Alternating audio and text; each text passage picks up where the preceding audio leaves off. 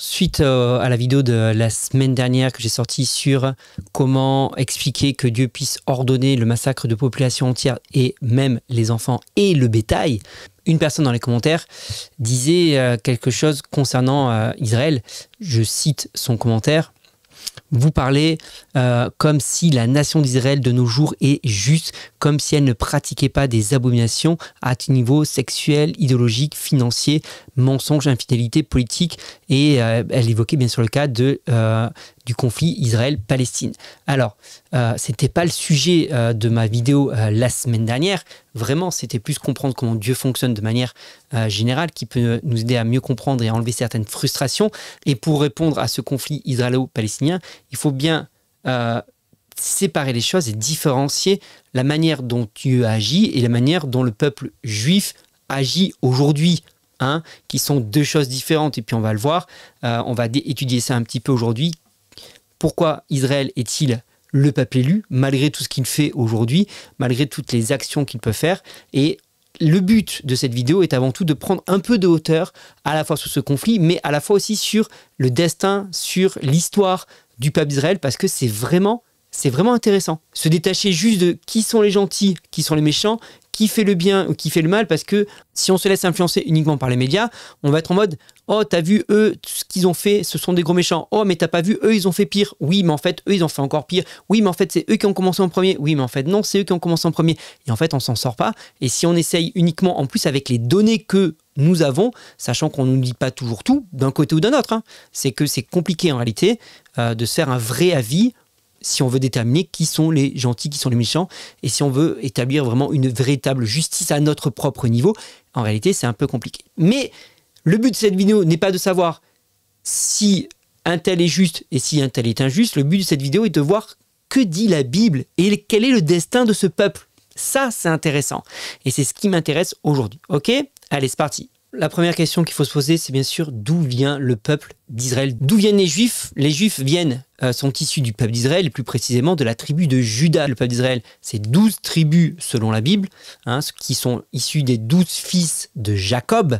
Okay, et Juda, à un moment donné, après le roi Salomon, il va y avoir un schisme entre le nord et le sud du peuple d'Israël. Le nord, ça va s'appeler le royaume d'Israël, et le sud va s'appeler le royaume de Juda. Voilà, et c'est celui qui va rester le plus longtemps. Le royaume du Nord va être plus rapidement déporté, mais le royaume du Juda sera aussi déporté pour plus tard. Et au passage, Jésus est descendant de la tribu de Juda. Okay, donc, le peuple d'Israël, c'est un ensemble de 12 tribus à la base, qui sont 12 fils de Jacob. Jacob est lui-même le fils d'Isaac, et Isaac est lui-même le fils d'Abraham, et c'est avec Abraham en premier que Dieu va faire une alliance. Okay, donc tout part de là, tout part d'un homme, tout part de la révélation de Dieu à un homme avec qui il va faire une alliance et à qui il va faire des promesses. Et c'est la première chose qu'on va voir aujourd'hui, ça se passe dans Genèse. Genèse chapitre 17 au verset 1, qu'est-ce qu'on entend? Quand Abraham eut 99 ans, l'Éternel lui apparut et lui dit « Je suis le Dieu Tout-Puissant, conduis ta vie sous mon regard et comporte-toi de manière irréprochable. Je conclurai une alliance avec toi et je multiplierai ta descendance à l'extrême. » Abraham se prosterna la face contre terre et Dieu continua de lui parler en disant « Voici quelle est mon alliance avec toi. Tu deviendras l'ancêtre d'une multitude de peuples. Désormais, ton nom ne sera plus Abraham, sans H, père éminent, mais Abraham, père d'une multitude, car je ferai de toi le père d'une multitude de peuples. Je multiplierai à l'extrême le nombre de tes descendants, et je te donnerai d'être à l'origine de diverses nations. Des rois même seront issus de toi. » Je fais une parenthèse. Ici, je fais une pause dans le verset, je suis au verset 6. On voit que Dieu, déjà ici, a déjà accompli toutes les promesses qu'il a faites à Abraham. C'est devenu une multitude. Aujourd'hui, si on prend le peuple juif, il y en a sur toute la planète, ok, ils sont vraiment devenus une multitude, c'est devenu une grande nation, et il y a bien eu des rois qui ont été issus d'Abraham, puisque ça a été un peuple, ils ont demandé des rois, et il y a une multitude de rois qui sont sortis de la descendance d'Abraham. Donc jusqu'ici, Dieu a bien tenu ses promesses. « Je maintiendrai éternellement mon alliance avec toi, puis avec ta descendance après toi, de génération en génération. En vertu de cette alliance, je serai ton Dieu et celui de ta descendance après toi. » Donc là, on a déjà un premier verset qui est fondamental, puisqu'il dit « Je maintiendrai éternellement mon alliance avec toi et avec de génération en génération. » Donc Dieu établit une alliance avec Abraham et avec la descendance d'Abraham, de manière éternelle. Ok.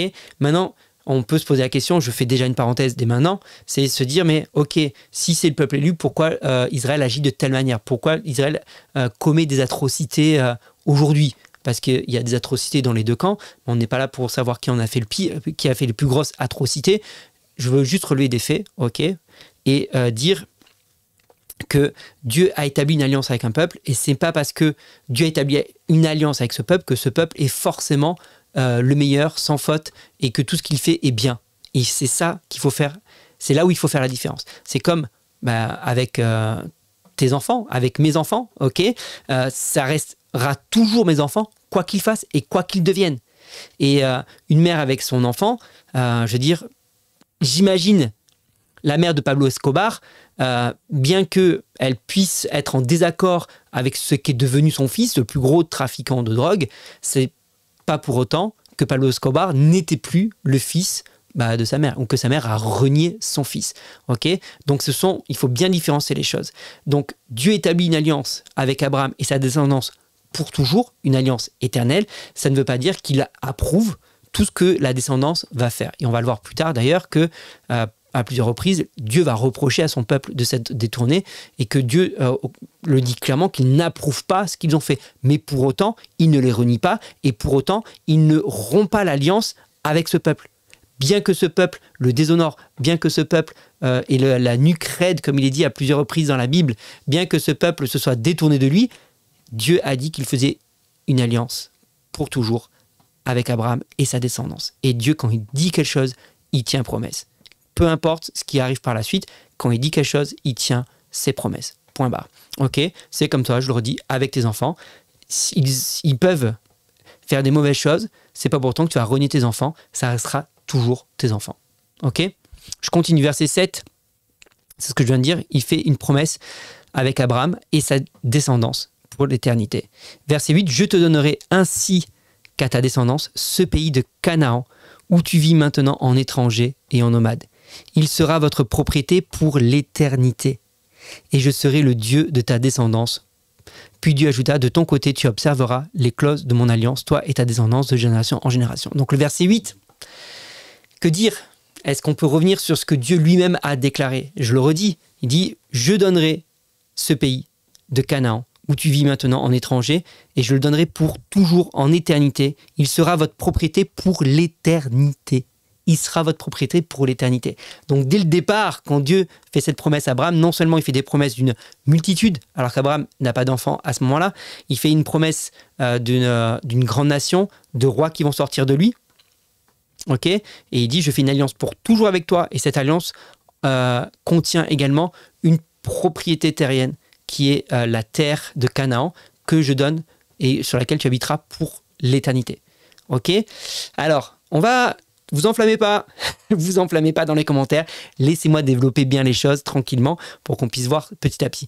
Et je le redis, et je vais le dire très souvent dans cette vidéo, il ne s'agit pas de savoir si aujourd'hui ce qui se passe est juste ou pas juste, qui a raison, qui n'a pas raison, qui est les méchants, qui sont les gentils. La question n'est pas là. La question c'est de voir quelles sont les promesses que Dieu a faites à un homme et qu'en est-il aujourd'hui. Voilà, c'est l'objectif de cette vidéo, ok ? Donc ça, on voit très clairement dans Genèse que Dieu a fait alliance avec Abraham. Cette alliance que Dieu fait avec Abraham va se concrétiser de deux manières différentes. Parce que Dieu dit, en toi, dans un autre passage, pas dans celui qu'on a lu juste avant, mais Dieu dit aussi, en toi, toutes les nations seront bénies. Or, d'Abraham va sortir explicitement le peuple d'Israël. Okay, et donc, la manifestation de cette alliance que Dieu fait se manifeste premièrement au travers du peuple d'Israël. Et d'ailleurs, Dieu va refaire alliance avec le peuple d'Israël de manière explicite. Et ça, on peut le lire dans Exode, chapitre 19, versets 5 à 6. Maintenant donc, si vous écoutez ma voix, c'est Dieu qui parle. Maintenant donc, si vous écoutez ma voix, et si vous gardez mon alliance, vous m'appartiendrez entre tous les peuples, car toute la terre est à moi, et vous serez pour moi un royaume de sacrificateurs et une nation sainte. Voilà les paroles que tu diras aux enfants d'Israël. Exode 24, versets 7 et 8, c'est Moïse qui parle cette fois-ci. Il prit le livre de l'Alliance et le lut en présence du peuple. Ils dirent, Nous ferons tout ce que l'Éternel a dit et nous obéirons. Moïse prit le sang et il le répandit sur le peuple en disant, voici le sang de l'alliance que l'Éternel a faite avec vous sur toutes ces paroles. Ok. Deutéronome 5, verset 2, l'Éternel notre Dieu a conclu une alliance avec nous au mont Horeb. Ce n'est pas seulement avec vos ancêtres que l'Éternel a conclu cette alliance, c'est avec nous tous qui sommes ici aujourd'hui et en vie. Ok, donc on voit clairement que Dieu a fait une promesse à Abraham, que cette promesse s'accomplit en premier avec le peuple d'Israël, avec qui il refait alliance. D'accord, c'est pas juste une alliance basée sur l'alliance d'Abraham, mais il va refaire cette alliance avec le peuple d'Israël. Et l'aspersion du sang nous montre que c'est une alliance éternelle. Et ça, c'est un principe qu'on retrouve dans la Bible. Je vais pas développer ça, mais on pourrait le voir dans plusieurs passages. Et ça, je l'ai dit, c'est le premier accomplissement de l'alliance et de la promesse que Dieu fait à Abraham, tu seras une grande nation. Mais il y a une autre promesse que Dieu fait à Abraham, c'est par toi, toutes les nations seront bénies. Et pourquoi toutes les nations? Alors que là, on a une nation spécifique, c'est Israël, mais c'est l'accomplissement de la deuxième partie de l'alliance, entre guillemets, si on peut parler comme ça, mais c'est en Jésus. Parce qu'en Jésus, toutes les nations vont être bénies, puisque cette fois-ci, ce n'est plus uniquement pour le peuple d'Israël, mais ça va être une ouverture à l'ensemble de l'humanité. Et cette alliance, une fois de plus, va être conclue avec du sang. Quand Jésus va mourir à la croix, le sang va couler. Et Jésus lui-même, dans Luc chapitre 22 par exemple, au moment de la Pâque, va dire « Prenez cette coupe, ceci est le sang de la nouvelle alliance ». Okay, donc on a une nouvelle alliance qui va être conclue, mais qui découle de cette première alliance et qui découle de l'alliance d'origine faite à Abraham, à qui Dieu a dit « Par toi, toutes les nations seront bénies ». Ok, maintenant ça c'était un peu pour comprendre l'alliance que Dieu a faite. Donc on a vu que Dieu a fait une alliance éternelle avec Abraham et sa descendance qui va renouer cette alliance avec le peuple d'Israël, et que en Jésus, il y aura également une nouvelle alliance qui, elle, s'adresse plus uniquement au peuple d'Israël, mais à l'ensemble. Maintenant, j'aimerais revenir un petit peu dans Genèse, parce que Dieu donc promet de donner la terre à Abraham, la terre de Canaan à Abraham. Et si tu veux comprendre pourquoi cette terre spécifiquement, je t'invite à regarder la précédente vidéo et tu comprendras pourquoi la terre a vomi ses habitants et pourquoi Dieu la donne au peuple d'Israël. Donc je ne vais pas détailler ça là-dessus, mais va voir ma précédente vidéo. Genèse 12, verset 7. Donc l'Éternel apparut à Abraham et lui dit « Je donnerai ce pays à ta descendance », on le voit.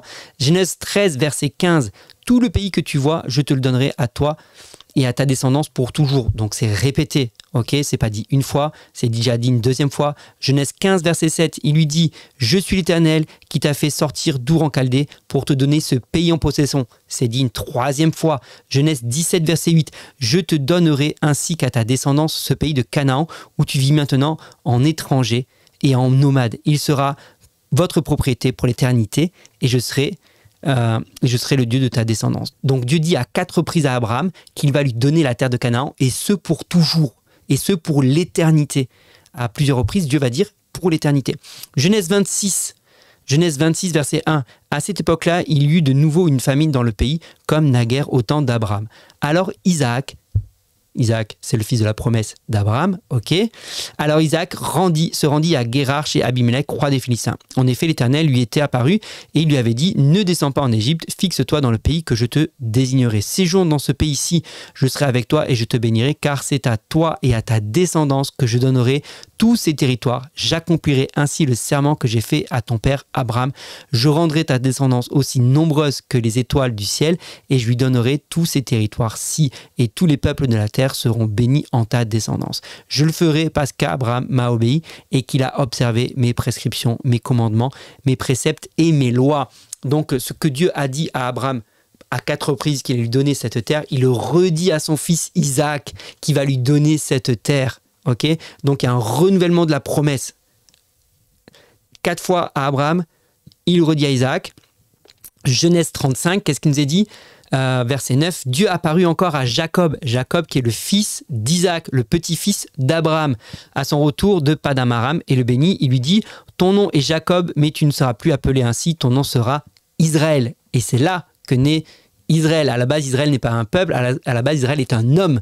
Okay, c'est Jacob, le nom a été changé en Israël, comme Abraham est devenu Abraham, Jacob est devenu Israël, comme Simon dans le Nouveau Testament deviendra Pierre. Ok, bref, je ferme une parenthèse, c'est juste pour dire, c'est un changement de nom, un changement d'identité également, mais c'est pas le sujet. Donc, c'est ainsi que Dieu l'appela Israël. Et Dieu lui dit, je suis le Dieu tout-puissant, sois fécond et aie de nombreux descendants, une nation et même tout un ensemble de peuples seront issus de toi. Tu auras pour descendants des rois. Le pays que j'ai donné à Abraham et à Isaac, je te le donnerai, ainsi qu'à ta descendance après toi. Renouvellement de la promesse pour la 5e fois du coup, parce que 6e fois, 4 fois à Abraham, 1 fois à Isaac et 1 fois à Jacob. Donc, il me semble assez clair que dès le départ, Dieu l'a dit très clairement, à plusieurs reprises, cette terre, je la donne au peuple d'Israël. Je la donne à Abraham et à sa descendance pour l'éternité, je la donne à Isaac et sa descendance, je la donne à Israël et sa descendance. Ok, je pense que ça ne peut pas être plus clair. Dieu l'a dit, redit, cette terre, il a réservé cette terre pour le peuple d'Israël. Fin du débat. Je pourrais m'arrêter là, mais je ne vais pas m'arrêter là. Ok, évidemment, parce qu'on prédit oui, mais entre-temps, il y a eu plein de choses. Oui, c'est vrai, entre-temps, il y a eu plein de choses. Dieu a fait cette promesse. Et quand on va voir un petit peu l'histoire qu'on a dans l'Ancien Testament du peuple d'Israël, on va déjà remarquer que Dieu a toujours tenu sa promesse. C'est pas pour autant qu'il a toujours été d'accord avec le peuple d'Israël, ce n'est pas pour autant qu'il a toujours approuvé ce qu'a fait le peuple d'Israël, et c'est pas pour autant qu'il ne va pas, à un moment donné, chasser la plus grosse partie du peuple d'Israël de cette terre, à cause de ses méfaits, à cause de son idolâtrie et à cause de son immoralité. Ok ? C'est arrivé dans l'Ancien Testament. Et on le voit, entre le temps où Dieu dit les choses, il laisse, et je te renvoie à ma vidéo précédente, entre le moment où Dieu prononce une sentence et le moment où la sentence peut s'appliquer, il peut se passer de nombreuses années parce que Dieu est lent à la colère. Chapitre 28, verset 63 du Deutéronome, qu'est-ce qu'il nous est dit ? Il arrivera donc qu'autant l'Éternel s'était plu à vous combler et à vous multiplier, autant il prendra plaisir à vous faire périr et disparaître. Ainsi vous serez arrachés du pays où vous allez entrer pour en prendre possession, et l'Éternel vous dispersera parmi tous les peuples d'un bout de la terre à l'autre. Là, vous serez asservis à d'autres dieux qui, ni vous, ni vos ancêtres, n'auraient connu, des dieux de bois et de pierre. Donc, Dieu dit clairement, Deutéronome 28, si vous n'obéissez pas à mes lois, si vous détournez de moi, si vous mettez à adorer d'autres dieux que moi, etc., etc., je vous relisez Deutéronome 28, il dit, je vous arracherai à ce pays-là, je vous disperserai parmi les nations. Et ça s'est accompli. Ok, pour refaire l'histoire, le peuple entre en pays promis après la sortie d'Égypte. Je passe les détails. Ok, il y a un premier roi, il y a les juges, et puis après il y a un premier roi qui est Saül, puis après il y a David, et puis il y a Salomon, le fils de David, et après Salomon, il y a un schisme, comme je l'ai dit tout à l'heure, le royaume du Nord, le royaume du Sud, et le royaume d'Israël, le royaume de Juda, et rapidement le royaume d'Israël va tomber dans l'idolâtrie pour tout un tas de raisons, et va dégringoler, va s'enfoncer. Dieu va être patient, on va envoyer des prophètes pour essayer de ramener le peuple. Il ne va pas écouter, il va finir par envoyer une nation. Donc, on va utiliser une nation pour juger son peuple et déporter son peuple comme il avait promis. Il avait dit, si vous n'écoutez pas, je vous déporterai et vous disperserez parmi les nations, et ça va se produire. On peut le lire à la fin du livre des Chroniques, on peut le lire avec Esdras, Néhémie qui est déjà un retour, mais on peut le lire aussi dans Jérémie, dans Ézéchiel, dans Ésaïe, qui ont prophétisé ces choses-là et qui ont vécu ces choses-là pour certains. Jérémie a clairement vécu ce temps de déportation. Daniel a vécu ce temps de déportation, il a été déporté, et Jérémie, lui, est resté. Et ça, c'est un détail important, c'est que bien que Dieu ordonne une déportation, en envoyant d'autres peuples et en permettant que le peuple d'Israël perde la guerre et se fasse dominer, Dieu va toujours laisser un reste en Israël. Et ça, c'est important de le comprendre. C'est que par la suite, il y aura toujours un reste en Israël. Même s'ils vont être déportés, même s'ils vont être dispersés comme Dieu l'avait promis, il y aura toujours un reste en Israël. Donc, pendant 70 ans, le peuple va être déporté. C'est ce que Jérémie avait prophétisé. Au bout de 70 ans, le peuple va revenir sur sa terre. Donc, on a eu 400 ans de règne.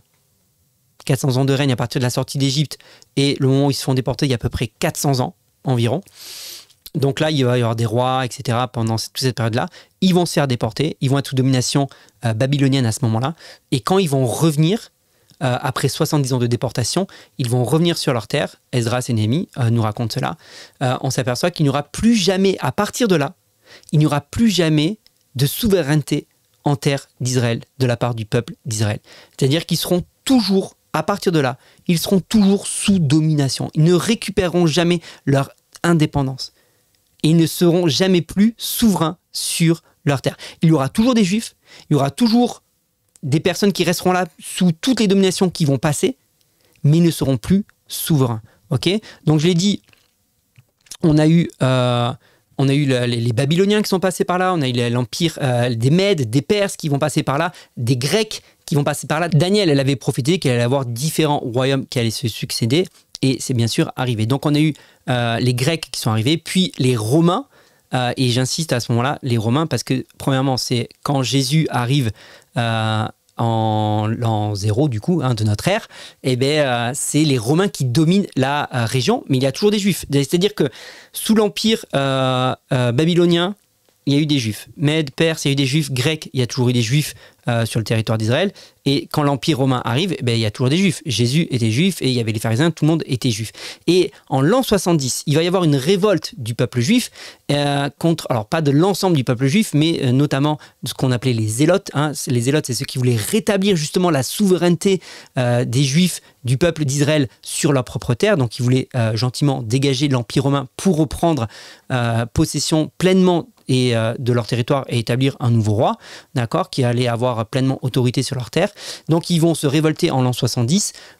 Forcément, une allumette qui se révolte contre une bûche, ça fait pas long feu. Mais forcément, les Romains vont calmer la révolte. Et pour humilier les Juifs à ce moment-là, ils vont non seulement en déporter certains, les renvoyer sur des bateaux en Égypte, mais aussi ils vont changer la terre, le nom de la terre. C'est-à-dire jusqu'à présent, même dans le Nouveau Testament, on a clairement le nom de la terre, c'est Israël. Et en 70 après Jésus-Christ, c'est à ce moment-là que les Romains vont nommer cette terre Palestine.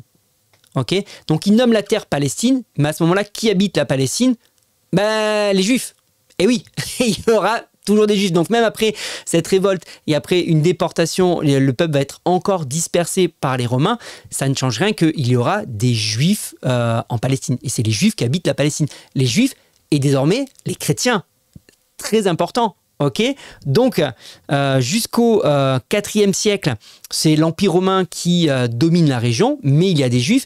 Et à partir de l'an 70, il y a aussi des chrétiens. Et à partir de là, il y aura toujours des Juifs et des chrétiens. Donc il y aura toujours des Juifs à partir du moment où Israël sort d'Égypte, à partir du moment où il va conquérir le pays de Canaan, il y aura des Juifs sur cette terre-là, jusqu'à aujourd'hui. Jusqu'à aujourd'hui, il y a toujours eu des Juifs sur cette terre-là, sans interruption. Même s'ils ont été déportés, même s'ils ont été dominés, il y a toujours eu un reste de peuple juif qui a toujours été là. Pour quelle raison? Parce que Dieu a dit à Abraham, je donne cette terre pour toujours, pour l'éternité, tes descendants habiteront cette terre. Alors, comme je l'ai dit, Dieu n'a pas toujours approuvé ce qu'a fait ce peuple, il a déporté, il a dispersé parmi les nations parce qu'il leur avait promis ça aussi, mais n'empêche que Dieu a tenu sa promesse parce qu'il y a toujours eu des Juifs qui ont habité cette terre.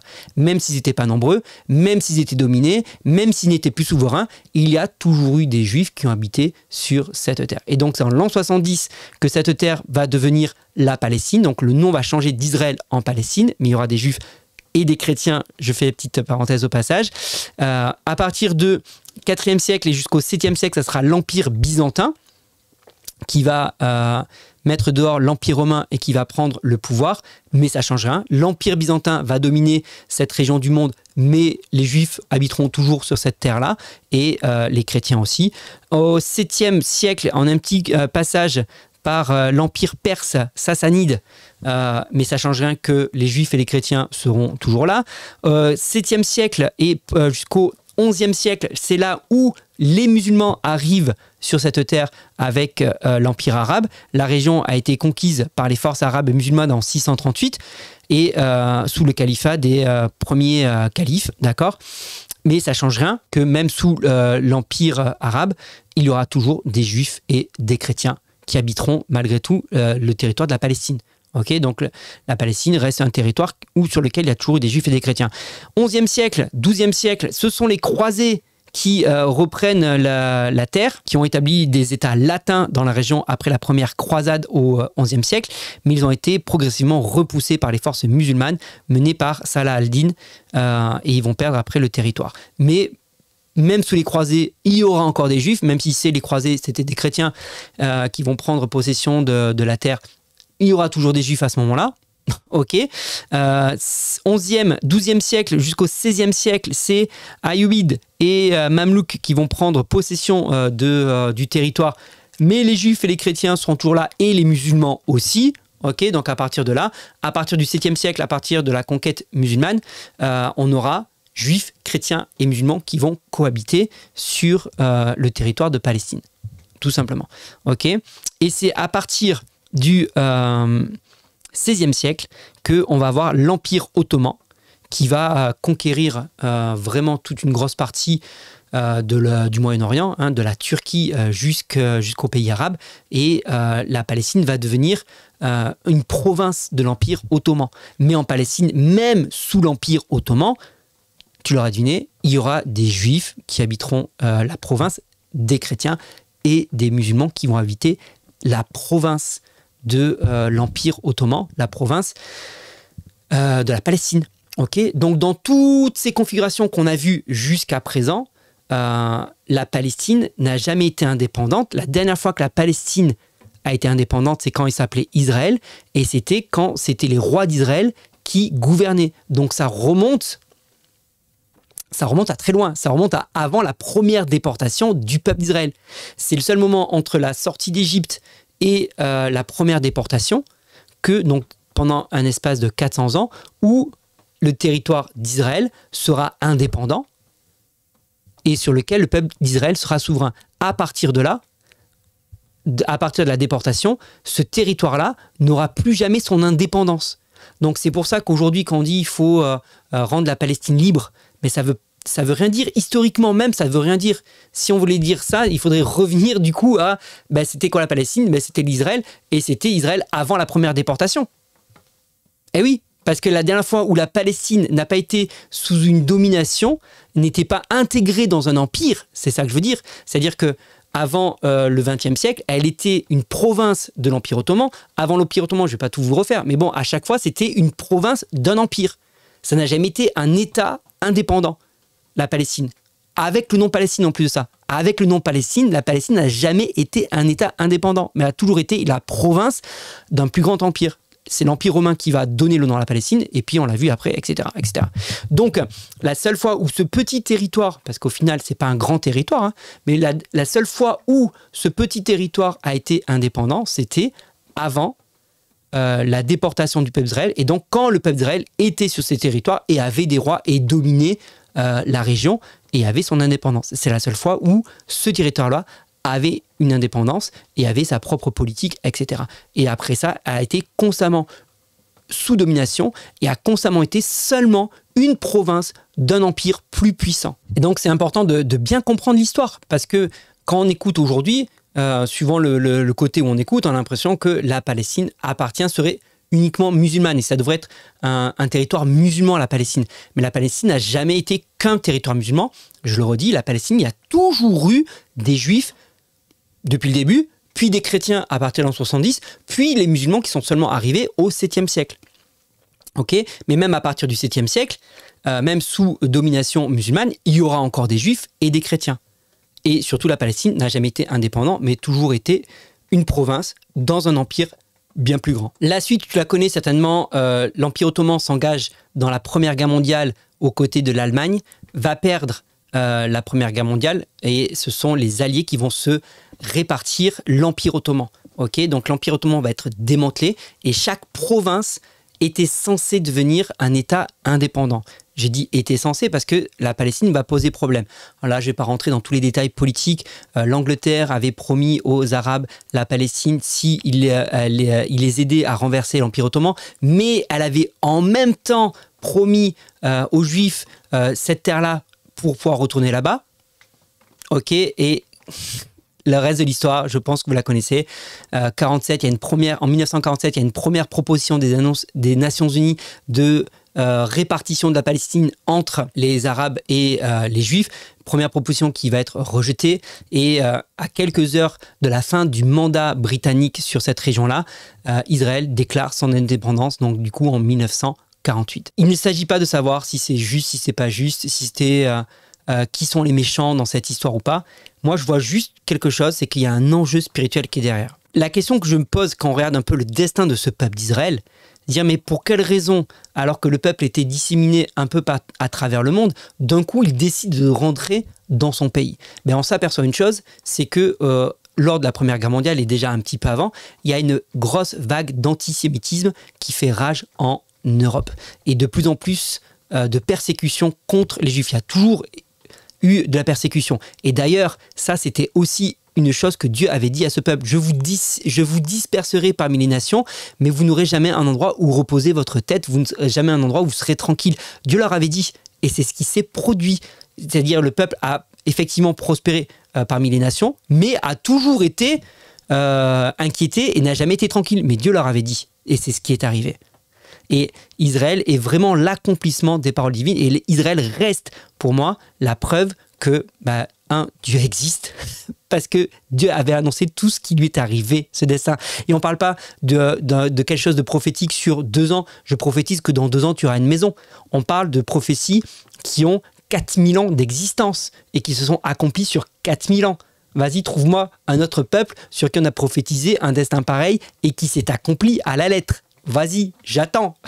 J'attends qu'il y ait un destin pareil. Quel autre peuple a eu un destin où il a été déporté sous domination et qui, malgré tout, n'a pas perdu sa culture, n'a pas perdu sa langue et existe encore. Surtout qui existe encore. Moi, c'est juste ça qui est incroyable. Malgré toutes les empires qui se sont succédés sur ce territoire-là, le peuple s'est maintenu. Le peuple s'est maintenu. On peut prendre la France. Rien que l'histoire de la France aujourd'hui. J'ai envie de dire, ils sont où les Gaulois? Oui, nos ancêtres, les Gaulois, d'accord, mais il y a eu plein de successions.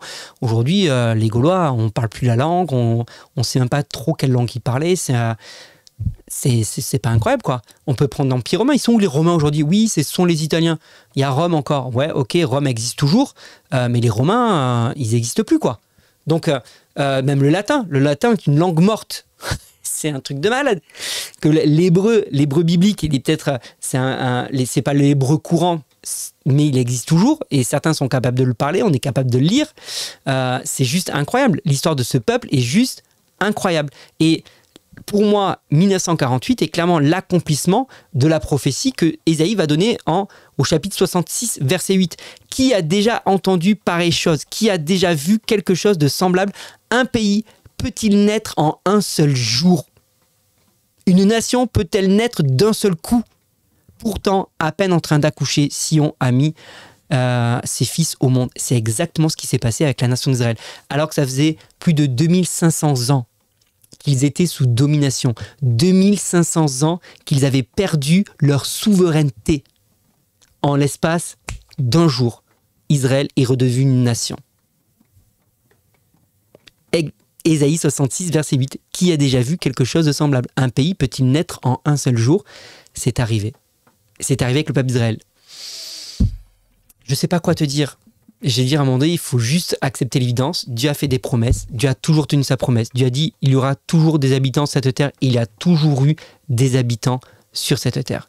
Toujours eu des habitants sur cette terre. Maintenant, j'aimerais qu'on élève encore un peu le niveau. Là, on a vu le niveau un peu historique. On va monter un peu plus le niveau pour voir le level spirituel de cette histoire. Je l'ai déjà dit plusieurs fois dans cette vidéo, mais je préfère le redire au cas où tu zappes certains passages et que tu n'aurais pas entendu ce que j'ai déjà dit.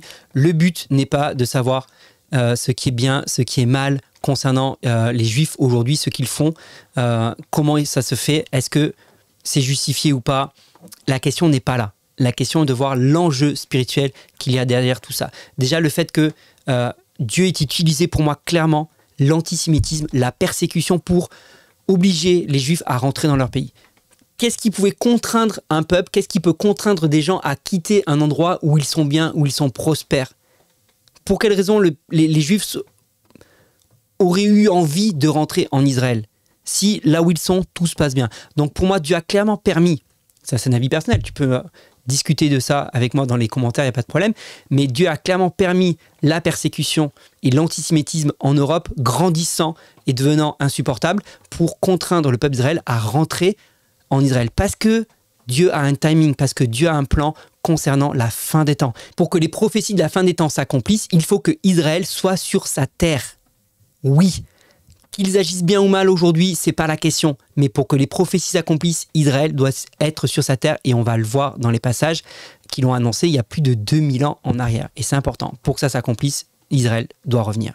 Je fais une petite parenthèse, notamment sur quand Dieu dit quelque chose doit arriver pour l'éternité, je te le donne pour l'éternité, je fais alliance pour toujours.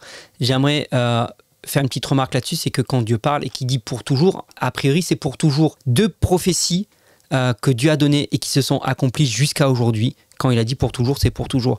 La première, c'est dans Ézéchiel chapitre 29, il va prophétiser contre l'Égypte. Donc à ce moment-là, le peuple est encore en déportation et le peuple a voulu chercher à un moment donné de l'aide envers l'Égypte au moment de sa déportation. Et l'Égypte, Dieu dit, t'as été comme un roseau cassé entre ses mains. Et qu'est-ce que Dieu va dire contre l'Égypte? Il dit, l'Égypte sera plus modeste que les autres royaumes. Elle ne s'élèvera plus au-dessus des autres nations. Je réduirai leur importance afin qu'ils ne dominent plus sur les autres nations. Oui, l'Égypte aujourd'hui. L'Égypte existe toujours. Mais l'Égypte n'a plus jamais été une grande nation. Aujourd'hui encore, et c'est pas discriminant, c'est juste un fait. L'Égypte n'est plus une grande nation et n'a plus jamais été une grande nation. Pourtant, l'Égypte était la nation. Encore aujourd'hui, quand on parle de l'Égypte, on pense quoi? On pense aux pyramides. On dit tout le temps c'était un pays qui était technologiquement avancé, qui avait une intelligence supérieure. Avec les pyramides, encore aujourd'hui, on comprend pas toujours comment ils ont fait. On découvre encore, là, j'ai vu des articles récemment passés où on vient de découvrir une nouvelle chambre encore funéraire dans une pyramide qui était cachée, qu'on n'avait jamais trouvée. Tu te dis, mais les mecs... c'était incroyable ce qu'ils ont pu faire et accomplir. D'accord? C'était la puissance numéro 1 à une certaine époque. Ça a été la puissance number 1. Ok? Et Dieu dit, ok, parce que tu t'en es pris à mon peuple, parce que tu n'as pas été le soutien dont ils avaient besoin quand ils en avaient besoin, tu ne seras plus jamais une grande nation. Et c'est arrivé. Ça n'a plus jamais été une grande nation. Ok? Dieu a parlé. Point barre. Contre Babylone également. Il va, à un moment donné, on retrouve ça dans le prophète Jérémie, il dit « Babylone, tu vas devenir un lieu déserté, plus jamais personne ne reconstruira sur tes ruines. » À partir du moment où Babylone va être détruite, aujourd'hui encore, tu peux chercher sur une carte l'emplacement de Babylone, c'est un désert, il n'y a rien. Ok, cette prophétie a été donnée plus de 2000 ans en arrière, plus de 2300 ans en arrière peut-être, et aujourd'hui encore, Babylone est un lieu désert. Dieu a dit « Tu ne seras plus jamais habité ». Aujourd'hui, Babylone n'est toujours pas habitée. Donc quand Dieu dit plus jamais, quand Dieu dit pour l'éternité, voilà. Mais de toute façon, je l'ai déjà prouvé, Dieu a dit à Abraham, pour toujours, ta descendance habitera ce pays. Aujourd'hui encore, il y a des Juifs sur la terre que Dieu a promis à Abraham. Ok, Dieu a bien tenu sa promesse. Donc quand je dis que je veux élever un petit peu le débat au plan spirituel, c'est que on veut se rappeler ce que Paul dit lui-même dans Éphésiens chapitre 6, c'est que nous n'avons pas à lutter contre la chair et le sang, mais contre les principautés, les dominations. Et ça, c'est un principe qu'on ne comprend pas toujours en tant que chrétien, c'est que sur cette terre, il y a des territoires physiques qui sont dominés par des principautés spirituelles. Et ça, c'est pas quelque chose que j'invente, on le voit dans Daniel. Dans Daniel chapitre 9, qu'est-ce qui se passe? Il se passe qu'il est en train de prier, il est en train de jeûner, et c'est au bout de 21 jours qu'un ange lui apparaît. Alors nous, on est déjà souvent très sceptiques sur l'apparition des anges, mais dans la Bible, on voit énormément d'apparitions d'anges. Je suis même plutôt étonné qu'on n'ait pas plus d'apparitions d'anges à notre époque. Bref, mais... dans la Bible, c'est quelque chose d'assez courant. Et donc cet ange lui dit, dès le début, j'ai entendu ta prière, je suis venu pour répondre à ta prière, mais le prince de Perse m'en a empêché. Et c'est pas le prince, le roi terrestre à ce moment-là, c'est la principauté spirituelle qui domine le territoire de la Perse, qui l'a empêché de venir apporter la réponse à Daniel. Et la Perse, c'est où? C'est l'actuel Iran. Et on sait aujourd'hui que l'Iran, c'est elle qui fournit les armes au Hamas. Je ne suis pas en train de dire si c'est bien ou si c'est mal. Ok, c'est juste un fait. Et l'Iran aussi, encore aujourd'hui, déclare que leur objectif, c'est de rayer Israël de la carte. C'est un fait. Ce n'est pas des propos que j'invente une fois encore, c'est un fait. Et c'est intéressant de voir que déjà au temps de Daniel, il y a la principauté qui a été placée sur la Perse, qui résistait déjà à l'ange pour que Daniel, descendant du peuple juif, ne reçoive pas de réponse. Et aujourd'hui encore, c'est ce territoire-là, cette principauté-là, qui veut rayer la Israël de la carte. Donc c'est ce que je veux dire par là, c'est que il faut pas regarder juste au premier degré le conflit qu'il y a entre Israël, Gaza, Israël, la Palestine, Israël, l'Iran. Il y a un degré supérieur à ça. Il y a le degré spirituel. Et c'est ça qu'on a besoin de voir aujourd'hui. C'est pour ça qu'on a besoin de prendre de la hauteur sur ce conflit et ne pas s'arrêter juste sur le côté premier degré, comme j'ai dit, mais aussi sur le côté émotionnel. Forcément, il y a des morts, il y a des massacres, il y a des atrocités qui sont faites des deux côtés et on peut vite juger uniquement sur un plan sentimental et sur un plan humain. Or, il faut prendre de la hauteur et regarder aussi sur le plan spirituel ce qui est en train de se mettre en place. D'un côté, il y a de la persécution que Dieu a permise pour obliger le peuple à rentrer en Israël. D'un autre côté, il y a toujours la principauté de Perse qui est toujours à l'œuvre, qui n'a pas bougé. Depuis Daniel, cette principauté, elle n'est pas partie en vacances. Elle est toujours là. Elle est toujours à l'œuvre et elle a toujours le même objectif. Ok ? Donc, c'est important de réaliser ça. Et qu'est-ce que je disais tout à l'heure ? C'est que pour que les promesses et pour que les prophéties que Dieu a données au travers de ses prophètes dans l'Ancien Testament s'accomplissent, il fallait que le peuple d'Israël revienne. Quelles sont ces fameuses prophéties ? On peut lire ça dans Zacharie, chapitre 12, verset 2. « De Jérusalem, je vais faire une coupe enivrante pour tous les peuples qui l'entourent. Il en sera de même pour Juda, quand on assiégera Jérusalem. Voici, en ce jour-là, je ferai de Jérusalem une très lourde pierre pour toutes les nations, et quiconque essaiera de la lever de terre en sera tout meurtri. Tous les peuples du monde uniront leurs efforts pour la combattre. » Et moi, je me dis quelque part, c'est mon interprétation. Je ne dis pas que c'est la bonne interprétation, mais moi, c'est ce que je comprends de ce texte. Je me dis, mais pour que tous les peuples veuillent attaquer Jérusalem et le territoire qui entoure, parce qu'il dit il en est de même pour Juda, pour que toutes les nations veuillent attaquer, c'est qu'à un moment donné, peut-être qu'ils vont faire des choses qui vont soulever la colère de l'ensemble de l'humanité. Pour que tous les peuples veuillent s'en prendre au territoire d'Israël et à Jérusalem, il va falloir peut-être qu'ils commettent des choses. Je ne dis pas que c'est bien ce qu'ils vont faire, mais est-ce que c'est sans raison que toutes les nations vont se soulever contre Jérusalem ? C'est juste une piste de réflexion. Je ne dis pas que c'est ça. Je dis que c'est une piste de réflexion. Ça peut être autre chose. Ça peut être aussi uniquement spirituel, où d'un coup, il y a une aversion contre ce peuple pour X raisons et non justifiée, des choses qui peuvent arriver aussi. Mais ça mérite qu'on y réfléchisse. Ok ? Verset 4. En ce jour-là, l'Éternel le déclare, je frapperai les chevaux d'épouvante et leurs cavaliers de folie, mais sur le peuple de Juda, je veillerai alors que je rendrai aveugles tous les chevaux des autres peuples, et les chefs de Juda reconnaîtront alors que pour Jérusalem et pour tous ceux qui l'habitent, la force étant leur Dieu, le Seigneur des armées célestes. Et Dieu dit quelque part qu'au travers de cette situation, Dieu va se révéler à l'ensemble de l'humanité et prouver qu'il est bel et bien le vrai Dieu. Ok ? Dans Zacharie 14, il nous est parlé de la bataille finale. Et là, encore une fois de plus, c'est très intéressant. Voici, le jour de l'Éternel arrive et les dépouilles seront partagées au milieu de toi. Je rassemblerai toutes les nations pour qu'elles attaquent Jérusalem. La ville sera prise, les maisons seront pillées et les femmes violées. La moitié de la ville ira en captivité, mais le reste du peuple ne sera pas exterminé de la ville. Dieu annonce les choses. Toutes les nations, encore une fois, toutes les nations vont se soulever contre Jérusalem. La ville sera prise, les femmes seront violées. Donc Dieu annonce clairement qu'il va y avoir des atrocités. Et c'est déjà le cas. Verset 3. L'Éternel paraîtra, il combattra ces nations comme il combat au jour de la bataille. Ses pieds se poseront en ce jour sur la montagne des Oliviers qui est vis-à-vis de Jérusalem du côté de l'Orient. La montagne des Oliviers se fendra par le milieu, à l'Orient et à l'Occident, et il se formera une très grande vallée. Une moitié de la montagne reculera vers le septentrion et une moitié vers le midi. Ok, et il le dit encore clairement à la suite que l'Éternel sera roi de toute la terre. En ce jour-là, l'Éternel sera le seul Éternel et son nom sera le seul nom. Ce qui rejoint les prophéties que Jean a vues également dans Apocalypse, les visions qu'il a reçues, où on va avoir un règne de Jésus pendant 1000 ans. Et ce temps arrive là, et ce jour-là, l'Éternel viendra poser ses pieds sur le mont des Oliviers et sur le mont Sion. Mais avant ça, il faut que toutes les nations se soulèvent contre Jérusalem. Pour que toutes les nations se soulèvent contre Jérusalem et contre le peuple d'Israël, il fallait que le peuple d'Israël revienne sur sa terre. Et pour que toutes les nations se soulèvent contre le peuple d'Israël, il y a un moment donné peut-être des choses qui vont irriter, des choses que vont faire le peuple d'Israël qui vont irriter l'ensemble des nations. J'aimerais également citer Joël chapitre 4 ou chapitre 3, ça dépend des versions, comment ça a été découpé le livre de Joël, tout le monde n'est pas d'accord, mais ça change rien que c'est écrit. Verset 1 du chapitre 4 ou à la fin du chapitre 3.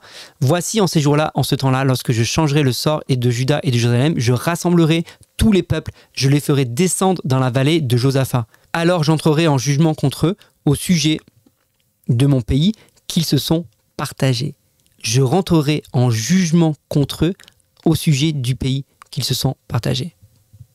J'entrerai en jugement contre eux au sujet de mon peuple, celui qui m'appartient, Israël, qu'ils ont dispersé au milieu des nations, et au sujet de mon pays qu'ils se sont partagés. Je rentrerai en jugement contre Israël, qui est mon peuple, qu'ils ont dispersé, et au sujet de mon pays qu'ils se sont partagés. Ok, donc là on voit Dieu affirme une fois de plus au travers d'un prophète encore différent. Tout à l'heure j'ai lu Zacharie, là c'est dans Joël, que la terre lui appartient. C'est son pays. C'est son pays. Dieu avait annoncé que le peuple d'Israël allait revenir. Ézéchiel 28, verset 25, voici ce que déclare le Seigneur l'Éternel. Quand je rassemblerai la communauté d'Israël du milieu des nations parmi lesquelles elle est dispersée, je manifesterai ma sainteté par la façon dont j'agirai envers eux aux yeux des païens. Alors ils habiteront dans leur propre pays, celui que j'ai donné à mon serviteur Jacob. Ils y habiteront en sécurité, ils bâtiront des maisons et planteront des vignes. Ils y habiteront en sécurité quand j'aurai exécuté les jugements sur tous leurs voisins qui les méprisent, et l'on reconnaîtra que je suis l'Éternel, leur Dieu. Donc une fois de plus, Dieu dit le pays que j'ai donné à Jacob, et tous les voisins qui les méprisent, je vais les juger. Voilà. Donc tu peux te laisser prendre par un côté sentimental, mais le fait est que Dieu dit clairement dans la Bible que cette terre lui appartient et que cette terre, il l'a donnée à Abraham et à sa descendance. Voilà, tout simplement. Ça ne justifie pas ce qu'ils font aujourd'hui, ça ne justifie pas certains actes, mais je dis juste que Dieu a parlé. Et quand Dieu parle, les choses s'accomplissent. Et parfois, elles ne s'accomplissent pas toujours comme on veut, ou elles ne s'accomplissent pas toujours comme on imagine. Okay, je l'ai déjà dit dans la vidéo précédente, je refais une parenthèse, mais va voir cette vidéo concernant pourquoi Dieu permet que des nations complètes, femmes, enfants et bétail, soient parfois éliminées. Et c'est pas systématique, mais ça arrive. C'est comment il fait pour éliminer ces nations-là. Il utilise une autre nation. Il a utilisé le peuple d'Israël. Comment il a fait pour juger le peuple d'Israël qui s'est détourné de lui? Il a utilisé une autre nation.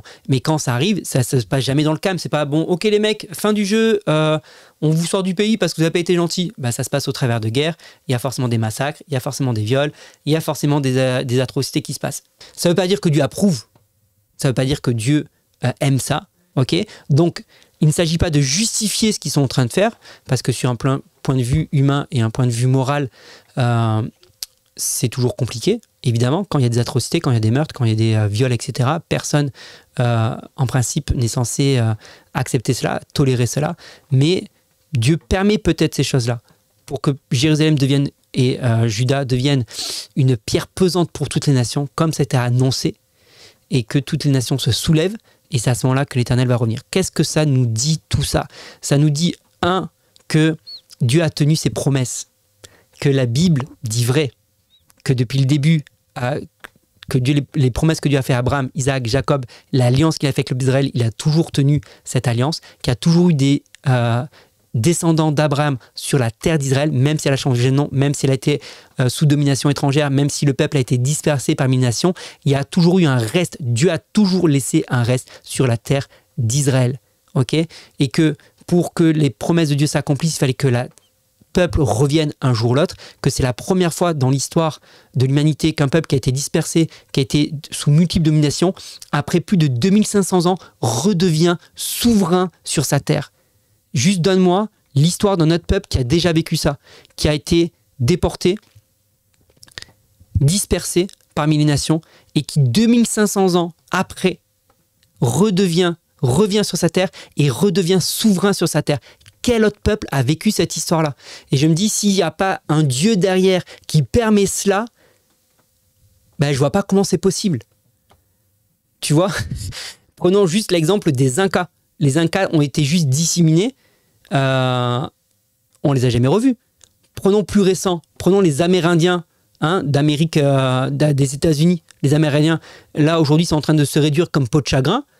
Si tu reviens dans 2500 ans, il n'y en a plus du tout. C'est sûr et certain. C'est sûr et certain. Mais même prenons n'importe quel peuple, il y a 2500 ans. Ils sont où? Ils sont où parmi tous les peuples qui ont déporté les Israélites dans l'Ancien Testament, que ce soit les Moabites, que ce soit les Mèdes, que ce soit les Perses, ils sont où? Ils sont où? Ils ont changé de nom ou peut-être ils sont mélangés, mais ils sont où? Là, 2500 ans de déportation. 2500 ans où ils ont été dispersés. 2500 ans où il y a juste eu parfois un petit reste sur la terre d'Israël. Mais ils sont revenus sur le territoire et ils sont à nouveau souverains sur leur territoire. C'est juste une histoire incroyable. C'est juste une histoire incroyable. Après, je ne dis pas que la façon dont c'est fait, c'est bien ou pas. L'histoire n'est pas là. Mais c'est juste une histoire incroyable. La deuxième chose que ça nous apprend, c'est que Dieu tient ses promesses. La deuxième chose que ça nous apprend, c'est que Jésus revient bientôt. Parce qu'on le voit clairement que là, c'est en train de faire monter toutes les nations. Petit à petit, on voit toutes les nations se soulever. Et à l'intérieur des nations, on voit que ça devient insupportable parce que c'est compliqué à gérer les pros, les antis, et que ça soulève beaucoup de conflits à l'intérieur de chaque pays. Et que jusqu'à quel point les gouvernements vont tenir. Il y a un moment donné où peut-être qu'ils vont céder à la pression interne de chaque pays. Et les nations vont se soulever continuellement pour mettre un terme à ce qui se passe actuellement. Et c'est à ce moment-là que l'Éternel interviendra. Ça veut dire qu'on y est proche, on y est vraiment très proche. Et c'est pour ça que c'est important de regarder et d'avoir les yeux rivés sur ce qui se passe là-bas, sans forcément prendre parti en bien ou en mal, parce que ce n'est pas la question, mais la question est de savoir, les choses sont en train de monter. La mayonnaise est en train de monter, elle est presque prête. Ça veut dire que Jésus revient vraiment très, très, très bientôt. Et plus tôt qu'on ne le pense, plutôt qu'on ne l'imagine. Alors les amis, si tu dois retenir une chose de cette vidéo, c'est sois prêt. Ne te laisse pas influencer uniquement par le côté émotionnel. En plus, suivant les médias que tu écoutes, tu seras influencé d'un autre côté ou d'un autre. La question n'est pas là. La question, c'est qu'est-ce que Dieu a fait avec ce peuple? Quelle est l'histoire de ce peuple incroyable? L'histoire est incroyable. Je ne dis pas ce qu'ils font est bien. Je le redis encore une fois, au cas où tu n'as pas compris. Mais l'histoire est incroyable. Le destin est incroyable. Dieu a accompli toutes ses promesses envers ce peuple et Jésus revient bientôt. Est-ce que tu es prêt à la rencontre de ton Seigneur? Voilà. Dis-moi qu'est-ce que tu penses de cette vidéo. Je compte sur toi pour partager. Et au passage, si je peux faire ces vidéos, c'est grâce à la mission du Top Chrétien qui ne vit que grâce aux dons. Alors, si tu veux que je puisse continuer à faire ce type de vidéo-là, tu peux me faire un don. Le lien est juste en dessous dans la description. Je te remercie pour ton soutien et j'en profite pour remercier tous ceux qui, depuis des années, me soutiennent. Merci, vraiment un grand merci à tous ceux qui me soutiennent. Il y a des églises qui me soutiennent, il y a pas mal de gens qui me soutiennent. Mais si toi aussi tu veux me soutenir, n'hésite pas. Tu as un lien juste dans la description.